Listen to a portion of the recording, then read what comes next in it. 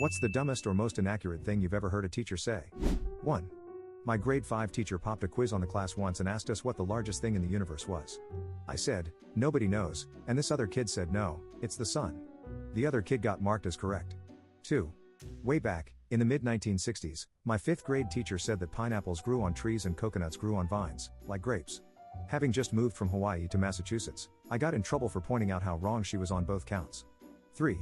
I can still remember my 8th grade teacher saying, to a room of lower and lower class students and some downright poor as hell, that you couldn't survive off of less than $40K a year.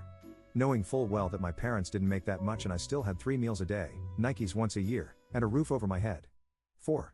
When I was 6 years old, we got a fun little make and answer your own maths question exercise. I wanted to show the teacher that my dad had shown me how to do additions and subtractions below zero. 1 minus 3 equals minus 2 was marked as incorrect, because apparently you can't do maths below zero. But Mrs. H, what about temperatures on the weather forecast? That's different, that's not maths. 5. I had a really dumb teacher who would always teach from a book. So one day he was telling us about how the toilets in Australia flush the other way. So he then talked for 10 minutes about how it was because of Australia being in the southern hemisphere, because that's what the book said. Then the book did a huge 180 and said how it was all just a myth and it was not true. So the teacher just stood there defeated and then moved on. So he pretty much was dumb enough to go on and on about one part of the book said, and then instantly get corrected by the book itself. 6. Had a college professor tell the class that there was no such thing as albino animals. He was blind. 7.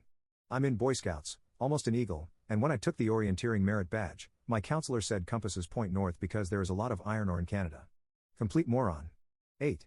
A teacher said there are 52 states and I am still twitchy about this 35 years later. 9. I used to love to draw my own cartoon characters as a little kid, until my art teacher at the time told me yeah, cartoons aren't real art though. I was like 10, and after that felt completely discouraged from drawing and rarely did it after. I ended up skipping her class a lot after that. 10. Had a teacher who called me Jeff for a year. Jeff isn't anything close to my name, and there was no one in that class named Jeff she was mistaking me for.